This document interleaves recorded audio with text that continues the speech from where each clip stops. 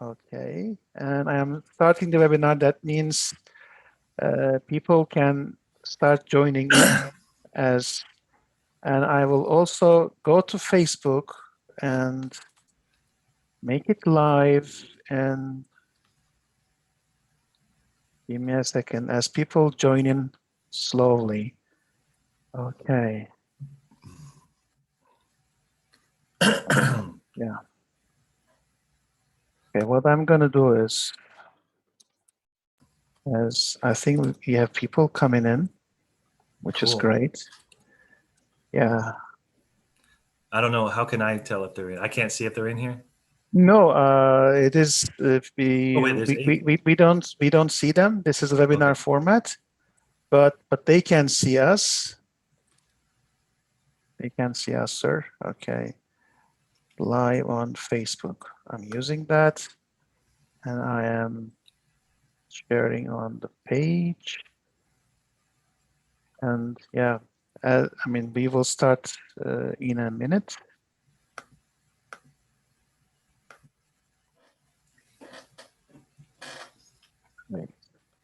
All looks fantastic. Well, thank you so much for joining. I mean, it must be a busy day for you. Yes. And yeah, it's 9 o'clock. But give me a minute to set up the live feed. I've done it, but then for some reason it went that maybe we were just waiting for too long. But yeah, I'm gonna do it. No worries. And for the audience, just bear with us for a second, and then our webinar will start soon. And as I said, a recording will be available, Sean, and then the audio format will be shared on multiple platforms like Spotify and SoundCloud and many more. And many Thanks. more. Okay, now,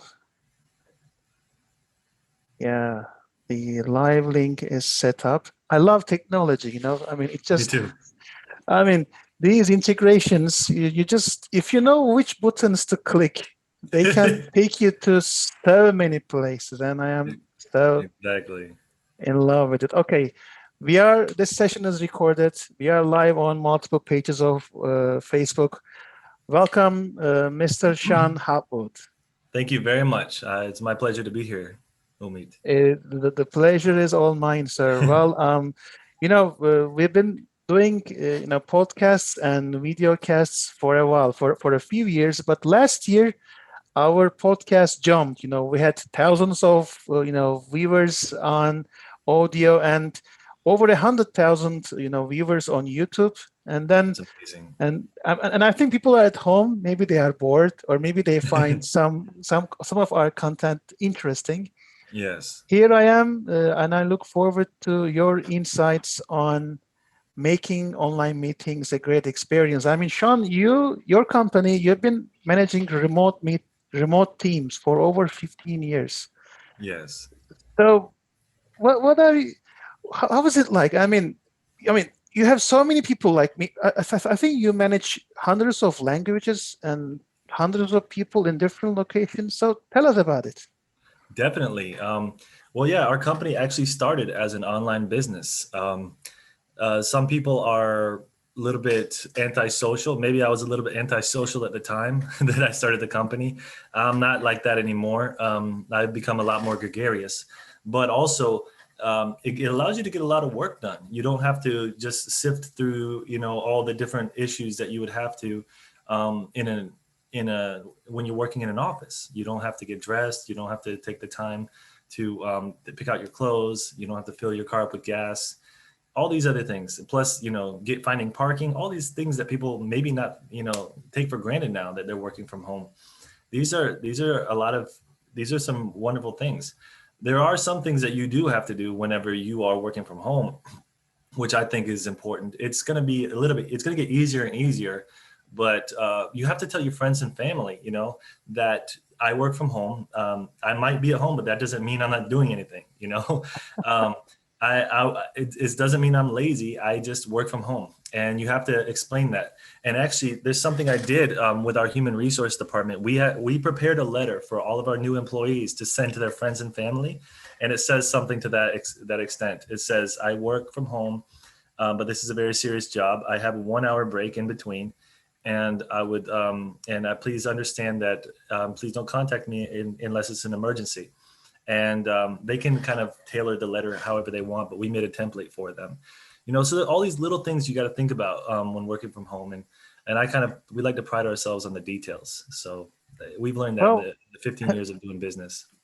that's cool. That's Yeah. cool. Well, you said you made a template, and did you say that like there is 1 hour break? I think you are referring to you have kind of working hours, although people work remotely. So how many hours a day do they work? 8 hours a day with a 1 hour break. But we have a little bit, we've kind of tried to get a little bit more innovative with things. And I've done some research. We offer 6 hour days to people who want to work 6 hour days. Some people feel more productive with 6 hours. Some people feel more productive with 8 hours. So it depends. But yeah, that's the time. And regarding the breaks, yeah, some people do feel like if you're working from home, they can do what they want when they want. That's something that we don't endorse that so much, because I really believe that professionalism is still important and structure is important. If you're a freelancer, maybe doing some designs on your own, yeah, that's understandable. You can work on your own hours. But if you have to be there, for example, to answer phones for clients, you have to be there at a specific time. So we do Yeah, require yeah. our employees to be there at a specific time, and we try to create a structure for them. So we also, by that same token, when they're off the clock, we have a strict policy never to contact them. And there's all these things that I've learned and experienced with all my years of working for other companies. I've worked at grocery stores, I've worked at car washes, I've worked at fast food restaurants. And in some of these other corporations, they contact, they have little groups, WhatsApp groups and everything like that, where they contact each other after work. That's stressful. My slogan here is day translations. We want to be number 3 in your life. Number 1 is your health. Number 2 is your family. Number 3 is day translations. So these are the things That's cool. yeah.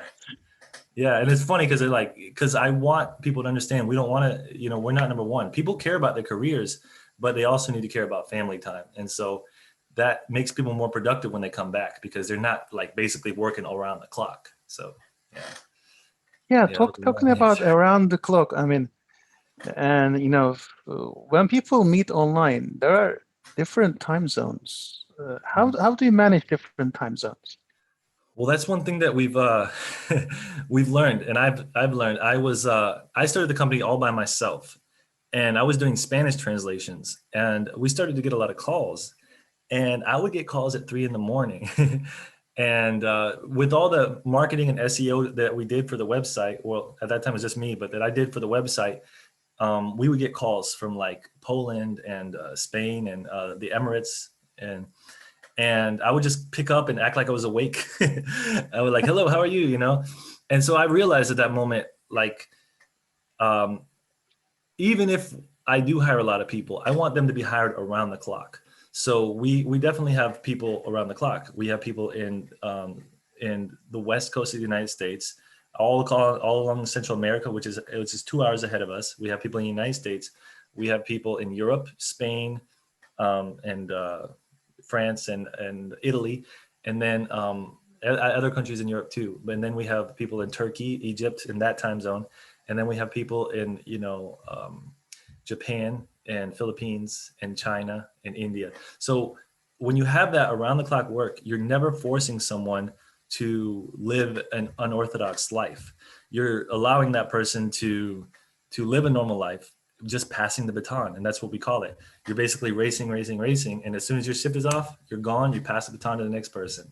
So when you're done with work, you don't have to worry about anything. And when you come back to work, you don't have a bunch of work piled up, because the person who was working all night is working for you. So you never get behind on work. And I think that really reduces stress. Well, I I couldn't agree more. But then, how do you celebrate an event? For example, I mean, Christmas. I mean, if people are all distributed, Yeah.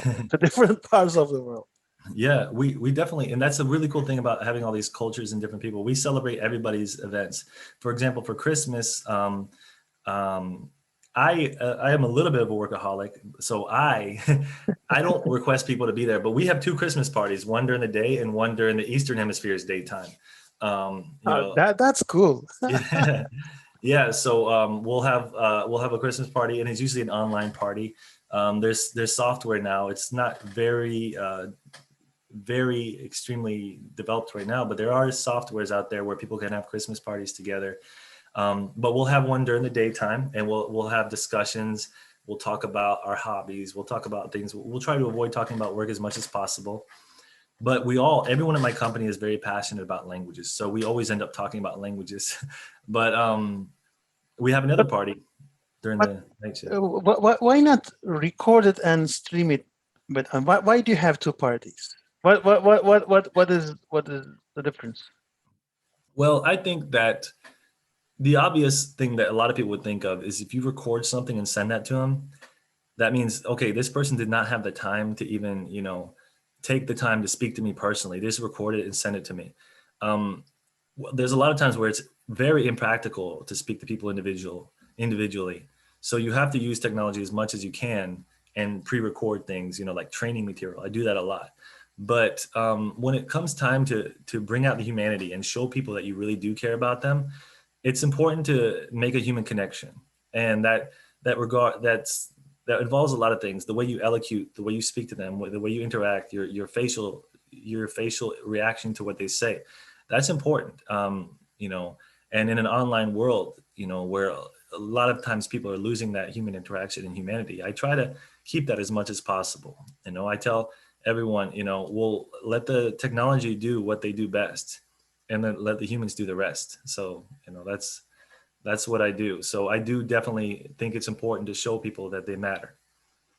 Yeah, I mean, I love that phrase. Yeah. Let the technology work, and then let humans do the rest. Yeah, Yeah. that's Yeah. cool. But then I mean, you said you record trainings.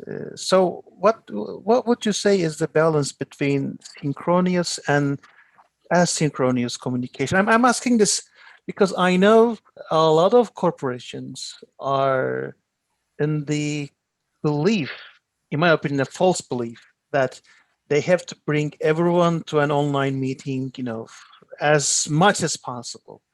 So what is that, balance? How much synchronized should we get with our remote teams or It's clients? it's a very good point, and I think that it should be. I don't know if I like to be very concrete in the things I say. I think it should be 10% of your time. Synchronous meetings should be maybe 10%. The rest can be done by email, text communication, Slack communications, and stuff like that. Um, I think that it's not practical if, let's say, you're a huge corporation with 10,000 employees, to just speak to every single employee and tell them, hey, you're appreciated. It's hard, and you would just exhaust yourself. So it's important. Even when I used to be I was a waiter at a restaurant for 4 years. They didn't even train us. They just made us watch a training video. When we learned how to serve the tables, like, just don't drop the pancakes on your clients. And I did. I dropped the pancakes on my clients. So I didn't watch the training video pretty well enough, but yeah, I love being a waiter. It's a constant movement, but I just think, even like in my neighborhood, um, we had a neighborhood association, and it shut down last year because of the pandemic.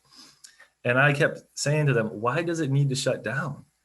Just create a WhatsApp group, create a group on Telegram, or create a group on Slack, or create a group on Facebook, and just say, hey, I think that the plants need to be cut this weekend, and that's it. Like, why do you need to have this huge conversation about one item? It's really unnecessary. And I've read a lot about, and I've watched a lot of things that Mark Cuban says. He's a billionaire in the United States from Mhm. Texas, and he says the same thing. He's like, He says there's no need for meetings at all. And I kind of believe, I agree with him in a way. So if you can get people who work with you on that same level, then you can be extremely productive. But if you have half the people that saying we need meetings and then the other half saying just send an email and get it done, then there's going to be a clash there. So you need to start from when you're hiring and hire the type of people who prefer to communicate with quick messages. And 10% of the time, when you really need to meet and talk, then have the talk. And that also creates a little bit of warmth and a human connection and makes people feel appreciated. So yeah, uh, I would say 10% of the time should be real meetings. No, That's just a made up that number. no, I mean I will say 20, 80, but yeah, Yeah, I'm afraid a lot of corporations are doing the opposite. yeah, How about just record sending a video message instead of meeting? For example, you got a client, they ask for some product or service. For example, they ask for your community interpreting app. You know, is it more practical just to send the client, okay, do you want to watch this video? Or maybe record a personal video, say, hi, Sarah, thank you for your email. I made this quick video for you to describe our product. And if you want to talk about it, I'm always available. I think Do you that's a think this great will idea. work?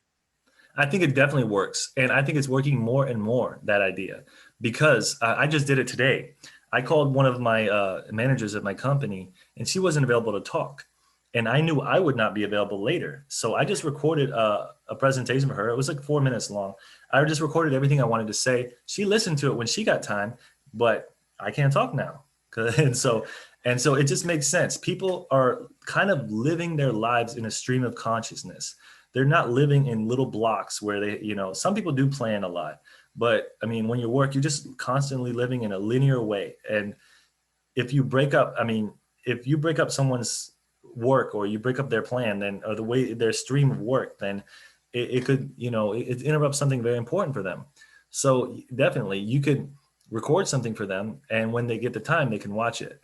And I think that even applies to clients. You could be speaking to, you could be speaking to a client and you say, hey, I really want you to use our product. And they're like, well, I can't, I have meetings all day. But if you record it for them, and when they get a chance and they're done with all their work, or right after their lunch break, they can watch it. And I think a lot of people prefer that. And there are a lot of people, antisocial people, and so they prefer just to watch the video. So Yeah, I definitely think it's more and more important every day. yeah. I mean, uh, we recently, I want to share an anecdote from our business. We recently received a request. It's a global corporation. They have a global training agenda, but then uh, 90% of the content is pre-recorded, but then they want to hire us to interpret for them 15 minutes a day for Okay. feedback All right. because the rest is pretty much automated. And I couldn't believe it. And I thought, oh, this is the type of guy I like. Instead of forcing the employees to sit together, like 1,000 of them in different locations and watch somebody's presentation, they record it and in small bits, like 10 minutes chapters, 15 minutes chapters, and quizzes in between, and then they have feedback weeks. Yeah. This week they have 3 days, next week they have another 3 days, and employees, they book a feedback, 15 minutes feedback time with or without interpretation. Yeah. So, That's great. That's yeah, wonderful. And I agree with that. And I used to feel guilty about not giving my employees all the time or not giving people all my time. But then you have to realize maybe they don't want my time, maybe they don't want to talk to me. that's the idea. A Yeah. lot of people are talking about, being burnout of Zoom or Yeah. Teams. Yeah. I know the topic of today's meeting is how to ace online business meetings, and I think our first take-home message will be: don't meet if it is not absolutely necessary. Yes, and you're saving so much time. You don't have to. I mean, some people love to travel, but you don't have to like take a trip. Get on an airplane. It's like maybe a 6-hour flight, 2 hours 2 hours waiting for for the plane to leave, then the same thing back, and renting a car and all that stuff. When with the technology we have, all you have to do is just click a button and speak to the person immediately. I mean, meetings are becoming less and less necessary in person, and actually pretty counterproductive if you think about it. I mean, you're wasting, 3 or 4 days to visit someone in another city or another country when you could just be wasting 30 minutes, not wasting, or just spending 30 minutes talking to them. And I think technology and work should be used as a means to, of course, have self-fulfillment, be productive in life and further your career, but also to make money. And that way you can do the things that you love in your personal time. That's why we offer those 6-hour work days, because the whole goal of working is to make money, to be able to do things you love, spend time with your family and friends, go out and enjoy life, and go to a vacation, go to a forest, go to the beach, go to a river and go swimming, be with nature, these kind of things. So we should not use, in my opinion, we should not use technology just to eradicate our human sensibilities, but we should use it to get things done so that we can go and be more human and spend more time with nature and our loved ones. And so, that's why I think that online meetings are really productive and an intelligent thing to do. Yeah, and also you said other people are antisocial. Yeah. Yeah, they are antisocial, but a lot of people are antisocial with people they don't know, but they love being around their family. And I've noticed this about a lot of cultures. They're like, I don't want any new friends. Their friends are their family, I'm learning there's so many different cultures that are like that. They consider their cousins their best friend. So you could think someone's antisocial, but maybe they just have enough friends already, you know? Yeah. That's So it's a lot of, that's it's cool. interesting stuff, but, I don't think we should, I just think that, yeah, like I said, we should use technology to, to enhance our lives, not just to become totally dependent upon it. Thank you very much. Well, Sean, talking about online meetings, how about accessibility?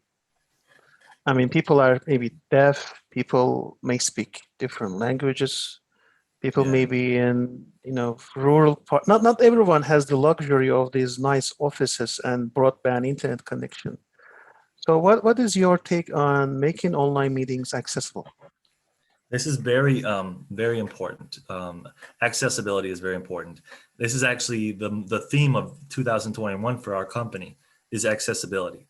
And the interesting thing is the entire industry of what we do, translation and interpreting, is accessibility. You're Yeah. making understanding and language accessible to people who don't speak the language that don't speak the language that you speak. So so that it's very important to make things accessible to people who speak other languages. It's very important to to make information accessible to people, and that's what a lot of things have done. And I think Google has had this as a goal. Facebook has had this as a goal: make information accessible to people. And so, if you're in this rural place in a country where there's not a stable internet connection, and there's a lot of people nowadays who don't even have a computer. And in my opinion, computers will be gone within You the think next 5 or 10 years. The only Really? people using computers are going to be programmers.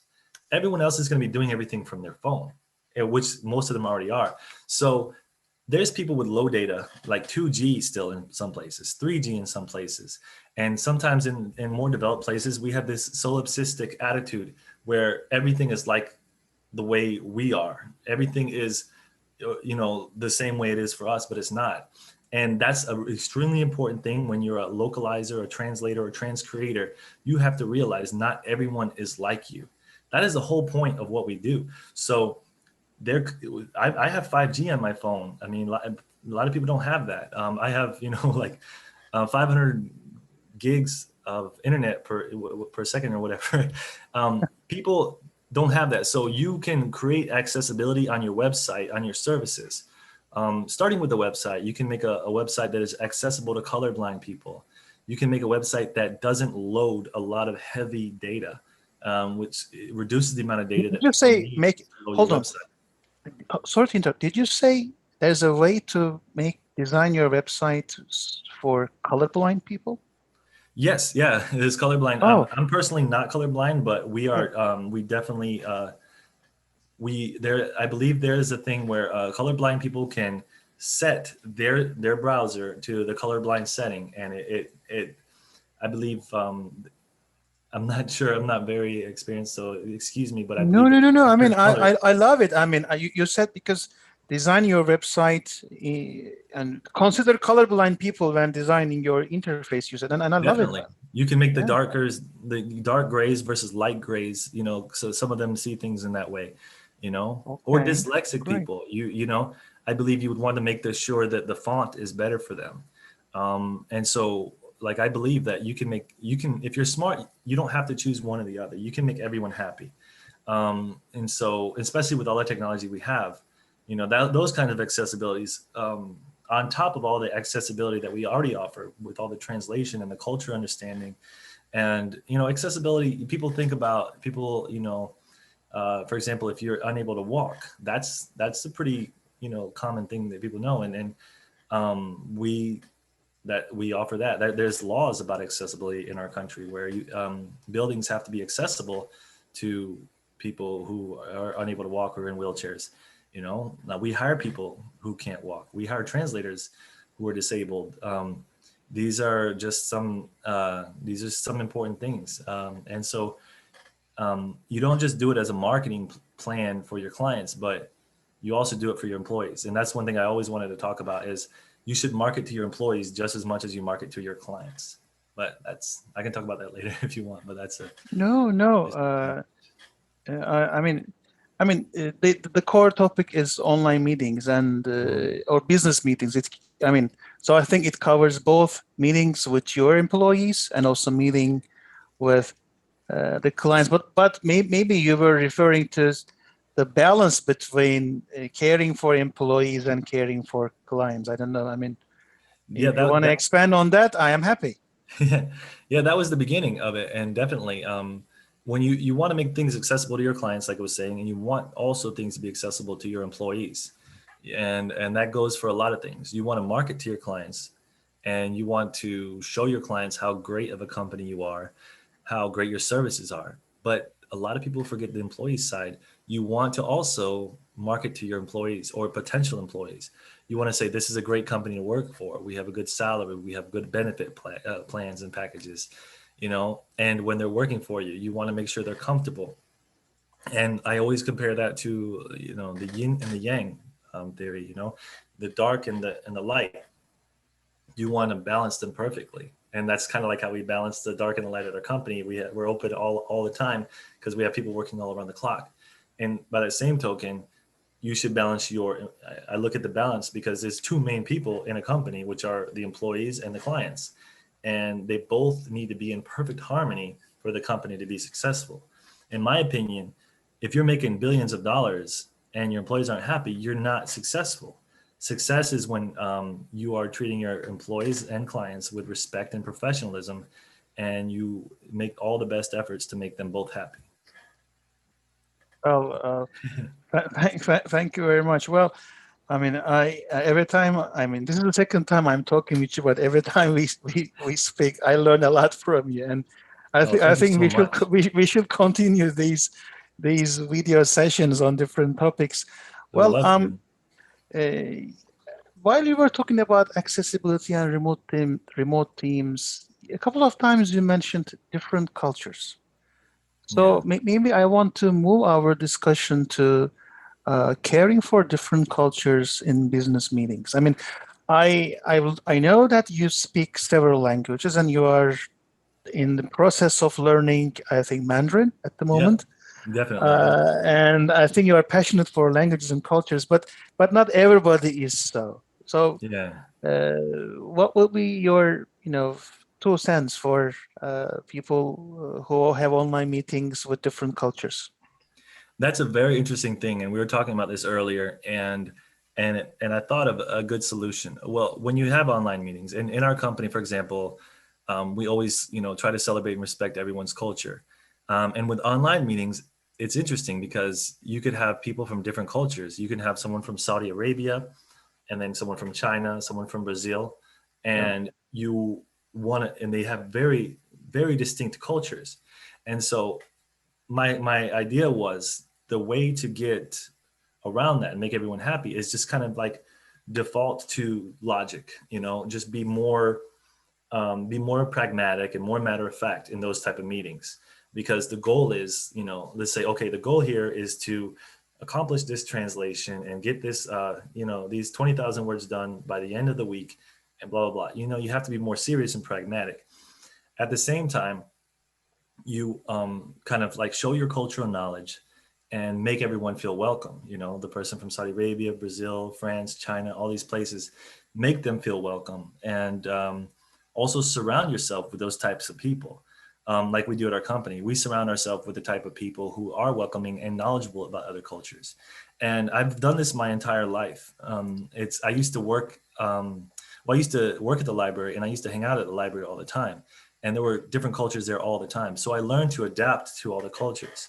And even now, to this day, what I do is when I see someone who's a recent immigrant to the United States where I live, or just in a place, where they might not feel comfortable, or they're just coming here, I try to say something to make them feel new. I met this guy from um, I met this guy from the Ivory Coast, and I started talking to him about Didier Drogba. And he's the most famous footballer from Ivory Coast, and Yeah, he yeah, was like, yeah. Didier Drogba, and I was like, yes, I do. And he was like, his eyes lit up, and he felt so happy, that someone knew something about his country. And I could tell he eased his blood pressure lowered, and that's what you should try to do. You don't want to overdo it and like just try to, just pretend like you know everything about their culture.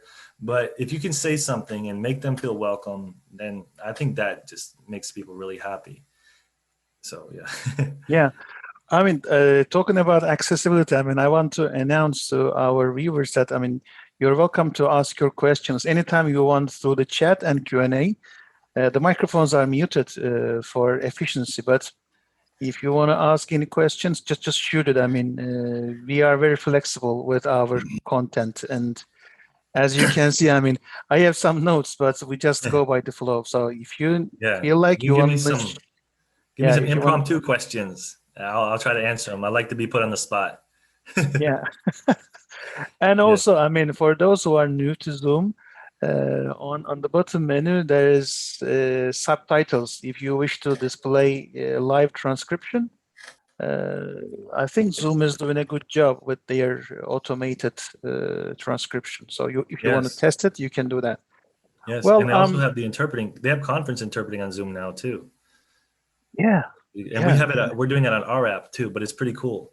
Like, you probably already know this, but when the speaker, like if you're in a conference, the speaker speaks, and you kind of want to drown out the speaker's noise so you can hear the interpreter's noise. Zoom does that automatically. They lower the voice of the speaker, and if you're Spanish, you can hear the Spanish. If you're French, you hear the French, et cetera, et cetera. So it's a pretty cool feature they offer.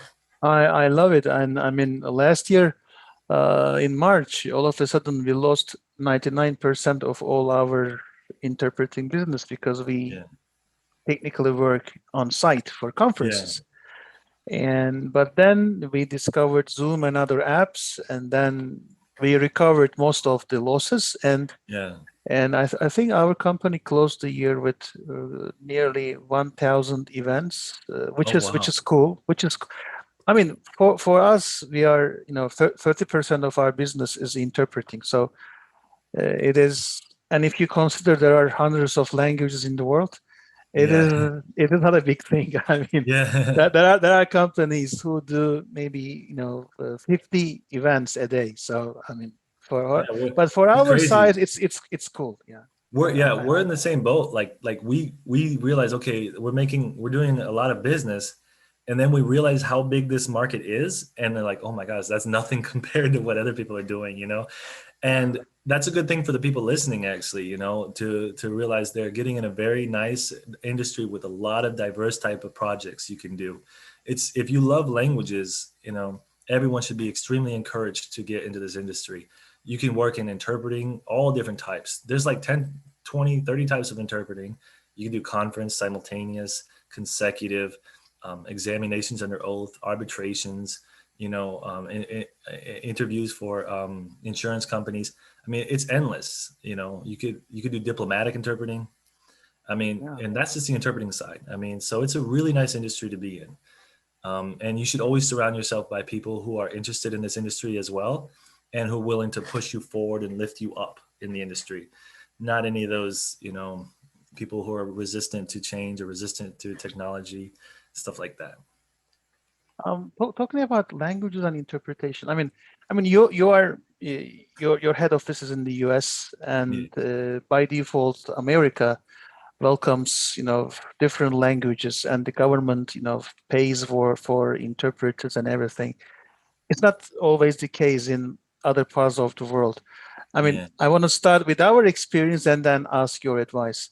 I mean, in our experience before the pandemic, most of the interpreting jobs would be source Turkish to English, Russian, Arabic, but mostly source Turkish. Yeah. But then with the pandemic, uh, we are experiencing a totally different scenario. I mean, Yeah. our clients and our local Turkish clients are calling us to set a meeting in English, Hindi, and Vietnamese. Oh, wow.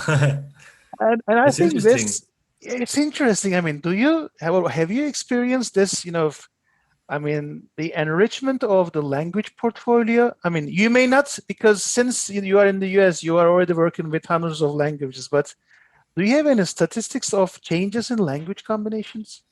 I haven't noticed. I have noticed an increase in Hindi in English and in India. I have. I haven't Yeah, noticed so much Vietnam, but United States is a little bit of a different dynamic than a lot of other countries because there was never really a shutdown here. It was just different requirements, different health requirements and stuff like that. But I've noticed the increase. I've noticed the increase in people getting knowledgeable, and I was going to say something that is really interesting for something that all interpreters should do is educate the clients on the things. Even in the United States, a place where they really understand the importance of interpreting, and it's actually a law. There's a law in 1965 that was passed about, I think it's something about accessibility or equal rights, where anyone who doesn't speak a certain language by law, if they're on government property, you have to provide them an interpreter. So that's a nice law to have for that's a our nice law industry. to have. Yeah. Yeah, for our industry, because you just say, hey, you have to have an interpreter by law. But if they don't have that law, it's upon all of us to tell people the importance of interpreting. If you're interpreting at a hospital, you need to tell the hospital manager, hey, you need an interpreter. Even if it's for a 5-minute session, you need an interpreter. If you have someone in pre-operation room and they're in Turkey and they're here from Ethiopia and they don't know what's going on and they're going to be terrified. They need an interpreter to be there. That's accessibility. That's caring about other people. You need an Amharic or Tigrinya interpreter to be there for that Ethiopian person. So yeah, it's upon all of us interpreters to educate people, and I think that's something that the entire industry is lacking, is the education part. We all know the importance of interpretation, but we need to increase the education of the people who don't. Like, for example, people who think certain like Google Translate will work. I mean, it can for some things, but who think that will work, or people who don't even think they need an interpreter. They're just going to do hand signals to someone and they're going to understand them. The level of understanding when you're just trying to express yourself through hand signals is really low. The more educated you are, the more knowledge you have of someone's language, the more you can communicate. My friend, he met a woman who did not speak English, and she spoke Spanish. I was the interpreter for them for the first year they were dating, and I actually You were you joined their dates. yeah, I was just coming along on all the That's dates fun. interpreting. He was my best friend. All I right. Yeah, she's from South America, and I would just accompany them, and I would go everywhere, and I'd say, she said this, he said this, and eventually they learned each other's language, and he learned really good at Spanish, she got really good in English, and they're still together to this day. They've been together for like 15 years now. So Very interpreting, good, very good interpreting. yeah, I did some good interpreting. Interpreting can make people fall in love who don't even speak each other's language. I mean, interpreting is an amazing industry. People should love this industry. I'm passionate about it. It's amazing. So it's pretty cool. And Yeah. talking about this, Ethiopia and learning Amharic or other language. I mean, making it available. I think the apps, the technology, helps Yeah. hospitals and the police and government become more accessible, don't you think? Because you don't have to bring in the interpreter. You can call in the interpreter, and the interpreter just shows up on the app or on Zoom, Mhm. and it's so practical. I think Yeah. many industries are now, they knew already, but in my experience, a lot of institutions were preferring on-site interpreter. They wanted to have the interpreter in situ. But now more and more people say, well, just let's connect on the internet. Yeah. Does it happening in the US as well? Um, yes, it is happening, but there's a lot of people. Hospitals and law firms are notoriously old-fashioned, Oh, um, right. and they still use call. They still use phones to call people instead of like cell phones and everything. Um, but I don't think the human aspect is ever going to be taken out of things. It's extremely important, but in a time where people are a little bit scared of germs or whatever, it's a very good thing to have the interpreter not there, because that's one less person that's going to cause stress or issue, or a lot of people are kind of nervous and on edge right now about being around other people. So if you can have the interpreter on the screen, that's one less person that has to be there. So that's that's a really good thing for our industry, and if we can use that point and sell to people, it's great. And so yeah, I think that, I mean, if you're in a court and you have the plaintiff, the defendant, the lawyer, the judge, the whole jury there, maybe just adding one interpreter is not really going to bother people, but it's also an extreme convenience factor. I mean, the interpreter doesn't have to worry about driving there, and they don't have to worry about calling them, and they don't have to worry about finding the interpreter. So it's in my opinion, it's probably a better decision just to do it through technology and apps online, Zoom, Skype, or the app that we made, the day interpreting app, or any of those other apps out there. They're very convenient. Yeah, I mean, I agree. I mean, the app market is growing. Yeah. And I know, I mean, with the hospitals and law firms, they are all school I think in Turkey and in most parts of the world. Yeah. But They're maybe very also, bureaucratic and yeah, Byzantine. yeah, They- they are, and maybe there are legal requirements, and they don't want to violate any yeah, yeah. regulations, and they are very sensitive about it. Yes, definitely. And it's Yeah, fine with me. That's the thing. That's amazing. I really commend you on the way you adapted last year. That's really amazing. And I think the people who have adapted have really, really just surged in this industry. I mean, we we we, made we more were money. quick. Yeah, that was smart. That's smart. Always be adapting. Always be adapting. Like I was telling you earlier, don't be a Luddite. Yeah, Luddite. you gave me that word, Lodi. What was it? The Luddite. old-fashioned guy, or no? Luddite Lodi. is a term that they used back in the United States for people who resisted change. They Okay. even attacked people who created new technology because they didn't want to lose their jobs or anything like that. Instead of just adapting to the world, they just tried to slow down progress, which is not going to happen. And so, yeah, I always say I'm an anti-Luddite. I'm the kind of person who adapts to technology. That's the best way, to survive. And I commend you on that, because a lot of us, you and me, and if you look at LimeBridge and TransPerfect, we all made more money last year than I mean, I did. I mean, you just have to, you have to adjust. And there was a lot of opportunity, and you have to see Yeah. opportunity in things. I mean, the first half of the year for us was loss, but the Yeah. second half we recovered, and our revenues were record high. I mean, it Yeah. was all-time record. But I mean, Yeah. I mean, Just I don't don't like panic. I don't like to boast with that, Yeah. But But it's a yeah, good I thing think yeah, I think to tell it's about people. yeah, and I think it's our companies are similar in that sense. I mean, we have been working remotely like since 2012, not as old as you, but Yeah. 2000. That means 9 years now. And for us, shutting down the office, that was just unusual for people who were coming to the office. But Yeah. how many of them were coming to the office on the 6th? The rest of the team have been working remotely for the past 9 years. So Yeah.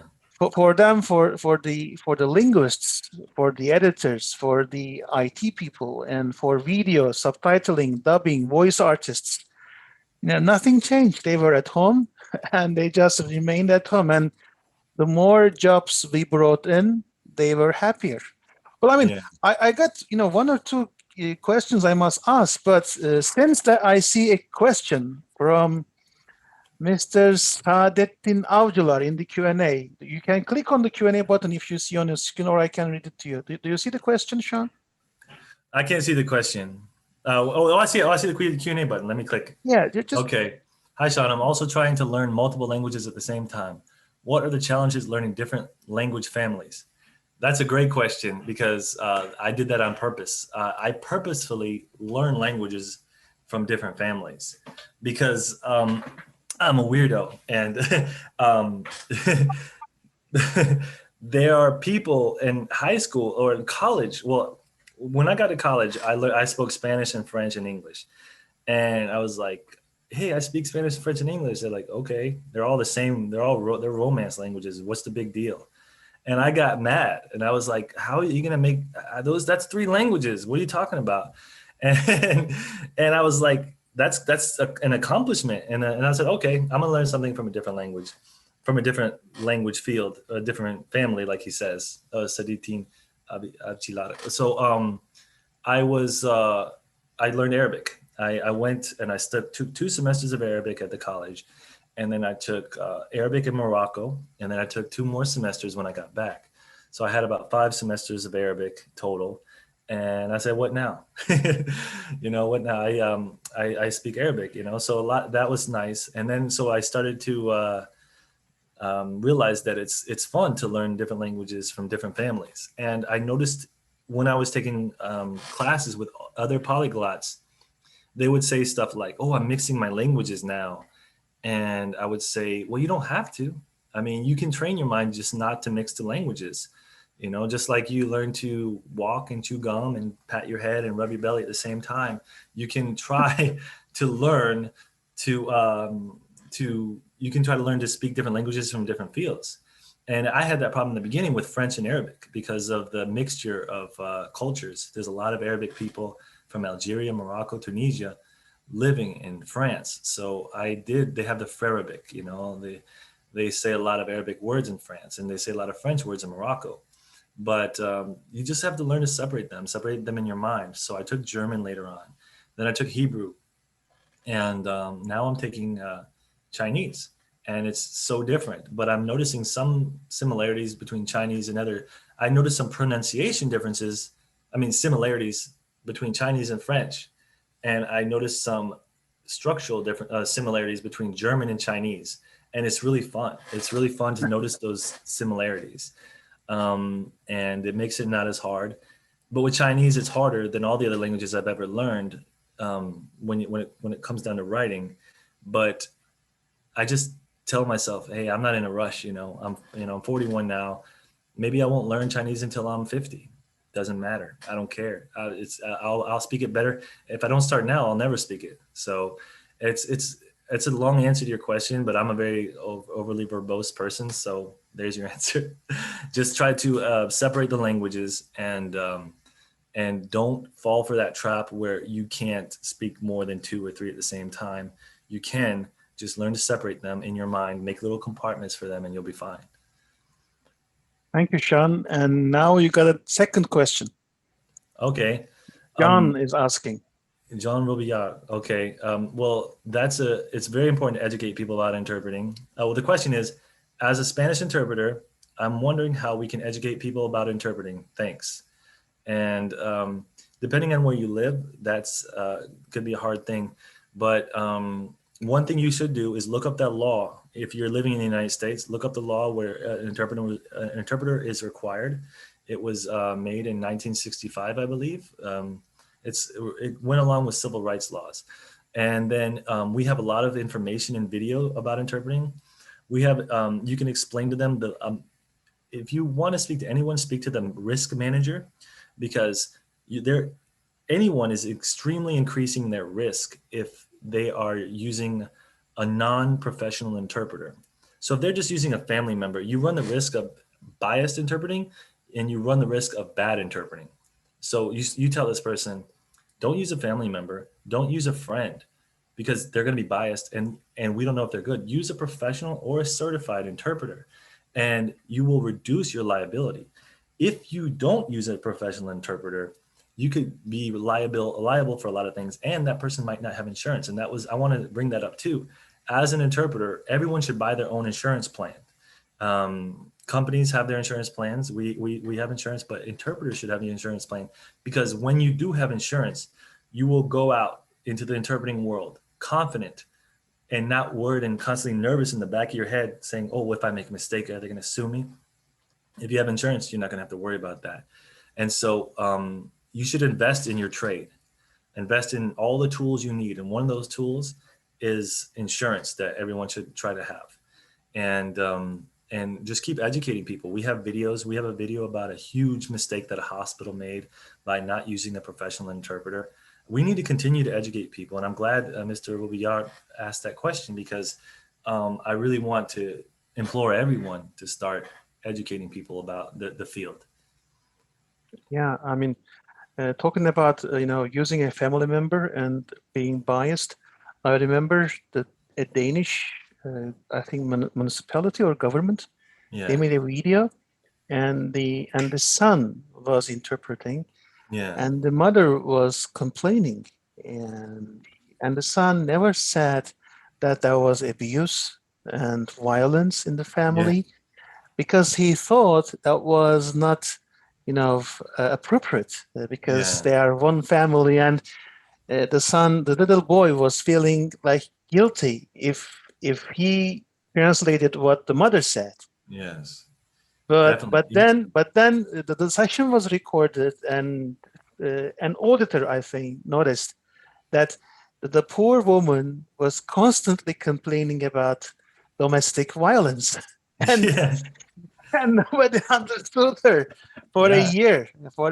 Yeah, I mean, it's crazy. You have to be a machine when you're an interpreter. You can't have bias. You can't just be giving your opinions. I used to be an interpreter at a hospital, and there would be people who would be interpreting for the doctor, and the doctor would say, drink a lot of water, and the interpreter would say, drink a lot of water.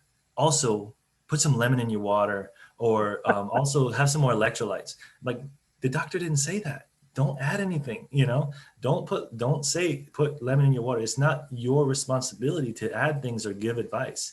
You are not the friend of the client. You are a machine, like a calculator. It's part of the professionalism of being an interpreter. You have to be professional at all times. You speak in the first person, and you basically say whatever the client says to the patient, or the speaker says to the listener, and you take all of your bias, all of your opinions out of it. Yeah, I mean, I agree with that.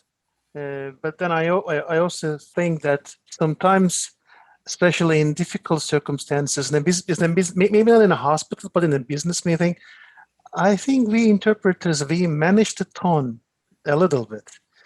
Sometimes with the heat of the discussion, one of the parts may be a little aggressive. And then, of course, we don't translate it with sweet words, but maybe we tone down that aggression to assertion. I mean, we sounded more assertive or serious, but not aggressive or, like attacking. I mean, would you also do that? I mean, if you were interpreting, managing the tone for a peaceful negotiations process? I'm a very animated person, and I'm a very confident person. So if someone starts yelling, I'll interpret the yelling. If someone Okay. starts crying, I'll kind of do a crying face or something. Oh, really? Um, yeah, you're an interpreter. You need to interpret. That's what interpretation is. Just like Okay. interpretive dance, you're interpreting the way a dance should be. We're interpreting the words. You want to interpret exactly what the person is saying. So yeah, um, and if it's a professional situation and you're interpreting that, then the client should not be getting mad at you. Because all you're doing is you are a vehicle for what that person is saying. All you're doing is doing the same thing they're doing. That's my opinion. And No, Amina no, has a question she thank you. wants to Thank you say. very much. I mean, there is one more question, but before I go to Amina, can I ask my question? Yes. I mean, sorry, Amina. We're kind just give me a few minutes. Now it's the pandemic all around the world. Thankfully, we have vaccines and some measures, but still, the world is 7 billion people, and maybe just 5 or 10% has been vaccinated. So I think for the globe, there's still a long way to go. So in this scenario, when most of the profession is managed online, we don't go to the meetings anymore. We don't Hmm. have a time for a coffee, or tap on the shoulder or make an eye contact. So what is your advice to interpreters in terms of being ready for an online meeting, and also still staying close with their clients? How Hmm. can they do that? Okay, well, you have to be ready for online meetings as much as possible, and also be ready for in person. I think there's different types of people out there.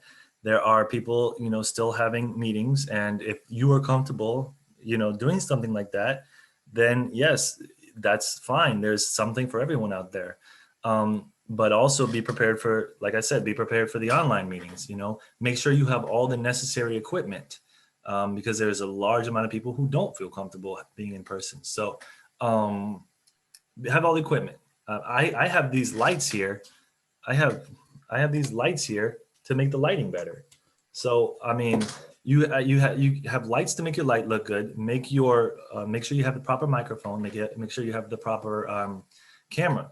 All people don't focus enough on the equipment. They just want to get going, but you have to have the proper equipment. Make sure your computer doesn't ever crash, and if you do, have a backup computer. And if your backup computer crashes, try to get accessibility to your phone. Also, make sure you have the fastest possible internet so that you can do these type of things. If you're trying to save $15 a month by having 5 gigabits on your computer, that's not a good decision. If you can pay 15 or 20 extra, or 25 extra dollars a month and get 100 or 120 or 250 megabits or gigabits, that is very advisable, because these are your tools. Like I said, any job you need to have your tools. You need to have all the proper tools. And for an online interpreter, it's proper lighting, quiet room. Um, Tell your family that you're working and not to bother you, and doesn't mean that you can come in anytime and ask a question. Um, have the proper camera, internet. All these things are extremely important. So you need to be prepared for both. And if that's your bag, if that's what you want to do, go all in with that. If you feel like you want to do in-person interpreting, and that's also something you can do. So there's something for everyone in this industry. If you're a very gregarious person like me, and if you like to be around people, that's also an option. It's something for everyone. But I definitely believe that if you're doing things online, make sure you have the right equipment. Thank you, sir. Yeah. Now let's move on to the questions from the audience. We got two more. Uh, Okay. Okay, Amina. If you are the interpreter and the speaker's message is not clear to you, do you interpret what you've heard even though it does not make sense to you? The answer is yes. I would put a little caveat in there and say, um, excuse me, this was unintelligible. I will interpret it at the moment. If you want to, you could be really, that might sound overly obsessive about something. If you want, you can tell the client, hold on a moment. and then ask the person to repeat themselves. But make sure that's clear to the client, so it does not look like you're speaking and conversing with the interpreter. Say, hold on a moment, I'm asking them to repeat themselves. Hello, sir, can you please repeat yourself? I did not hear you. That's probably the more practical option, or the other option is to just try to interpret something unintelligible. It will probably make you look silly. So yeah, the first option is better. If someone says something you don't understand, tell the client, hold on, I'm asking them to repeat themselves, but always make that clear, because a lot of times you could be in a courtroom where everything is being transcribed and it causes confusion, and the lawyers and the lawyers look over these transcriptions for hours, and paralegals look over these transcriptions for hours. So you have to make sure that you are covering yourself and making sure they understand you are not speaking or conversing with the client. You are just asking them to repeat themselves. So there's Okay, I got it. And there's a second question from Mr. Robiliard. that. Okay. Go on. Mr. Robillard, are the main problems with an interpreter adding to something a doctor said the blurring of roles and liability for him or herself? Yes, I think it's liability, and it's also just doesn't make sense. You could be a doctor, but most likely if you're an interpreter, you're not a doctor. So the doctor says things with a reason. The doctor has been doing this for a reason. The doctor's been in this industry, has a degree for a reason. So in my example earlier, if the doctor tells the patient to drink 8 glasses of water a day, and the doctor specifically did not say put lemon in the water, he probably did that for a reason. He's probably trying to be simple. He's probably understands. Probably has really good. He or she has really good bedside manner.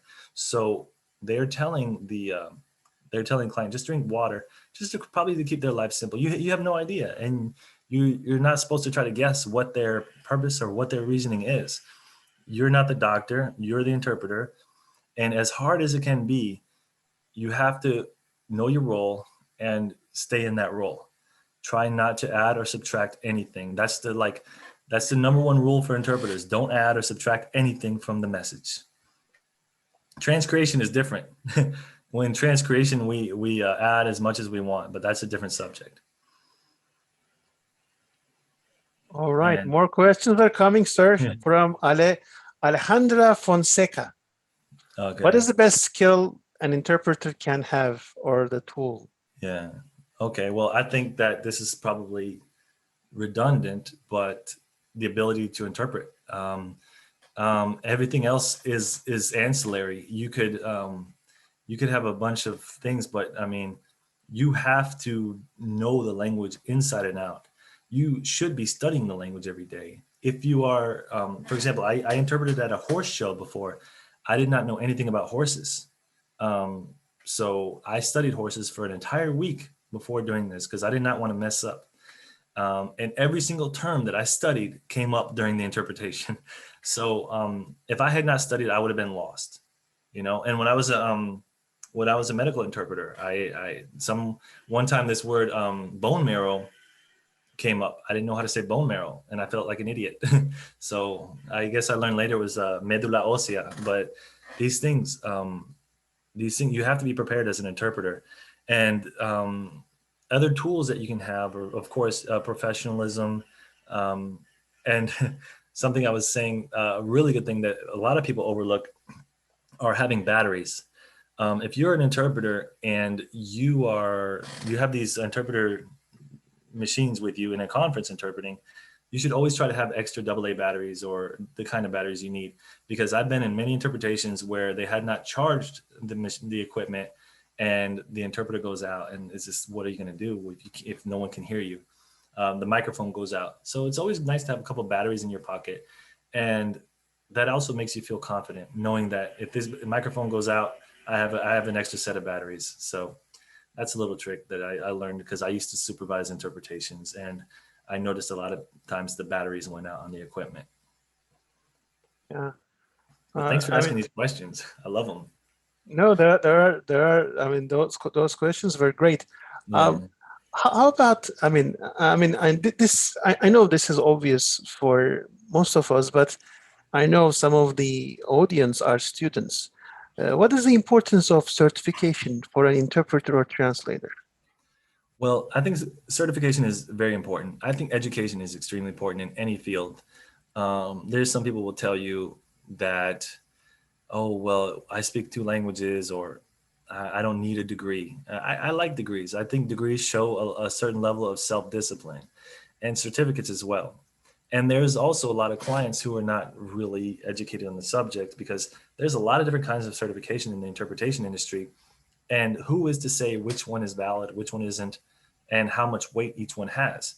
I think that getting a certification, and just if so, if someone asks you, "Are you a certified interpreter?" You say, "Yes, I am. I have my certification." Um, this is something you can always say. It brings confidence in yourself, and it brings confidence in your clients to work with you. And I think that's extremely important. And it also helps you gauge your level of interpretation. If you don't know how good you are, you can go say, let me try to get a certificate and see what kind of where my ranking is. And so you get the certificate and you pass and you're like, okay, I guess I'm a pretty good interpreter. That raises your self-esteem during an interpretation. It raises you up, and it makes you realize, okay, I am, I am a good interpreter, and I know I am. So, and this happens in court sometimes. Sometimes the opposing counsel in an interpretation will actually try to question the interpreter, which is I really don't like, because the interpreter is supposed to be known that the interpreter is good. And so once they question you, you can come back with that confidence and say, yes, I'm a certified interpreter. Please respect my abilities, and let's focus on the trial. And you have to assert yourself like that a lot of times as an interpreter. Yeah. Yeah. Well, before moving on to the next question, I mean, I remember from my years as an academic as a university, not every student was able to become an interpreter Yeah. and or a translator, and I was encouraging my students to pursue different avenues of career with their language abilities. They may not fit into a courtroom, but they can do other things. Yeah. And I mean, in this online meeting scenario, we see a lot of clients requesting subtitles. Right now, we see a live subtitling of Zoom, but then this also demands post editing. Yes. So maybe I mean this is my opinion, but then I also want to know of your experience. Maybe we can encourage our students and the young generation to understand that there are other possibilities. You don't have to become a trans creator. I mean, you can be a online meeting host or organizer or technical support person, or I mean, I don't know. I mean, I gave example as this, captions. Do you want to, I mean, expand on this before we move on to Roman Dalkarman's question? I mean, the career paths for with language abilities, with for the students who now learn languages or translation in the industry. What different avenues do you see? Yeah. For sure. That's a great point. And the interesting thing about translation and interpreting is that you can basically work in any industry. You can work in selling shoes. You can work in chemical engineering. You can work in robotics, artificial intelligence. Every single industry is touched by interpreters and translators in this entire world. So there's going to be always something for you, whether it be your interests or your abilities. So let's say you are more interested in technology and you're a developer. Well, you can work in website localization or video game localization. So if you're good with PHP, HTML, you can learn about the different plugins that are needed for translation of websites like WPML, the different types of search engine optimization using translation. If you're more medically inclined, and let's say you went to medical school and you decided that you didn't want to be a doctor anymore, well, you can be a medical interpreter, and maybe that's something you like more. Or let's say you don't like translating. For me, for example, I translated a lot. I realized translating is I like doing it, but not all the time. And I realized, well, I want to start managing projects. Well, you can be a project manager. You're still using your languages all the time. I mean, there's always something for you. You can be a project manager, you can be a localizer, you can be a video game localizer, a subtitler. If you love audio visual marketing, you like creating marketing material, you can create multilingual marketing material. There's something for everyone in this industry. So if you love languages and you have a trade, you can definitely incorporate it into this industry. Thank you so Yeah. much. Well, John, I know your time is precious, but Yeah. I see one comment and question in the chat and one Yeah. question in the Q&A. Do you want to take them, and then maybe then we can close the session? For sure. No problem at all. I love it. From Roman del Carmen. How long did it take you to be an interpreter? And that's a great question, because I don't know sometimes how people are interpreters if they haven't been doing this their whole life. I started learning Spanish when I was 8 years old. And for me personally, that's the only language that I can interpret.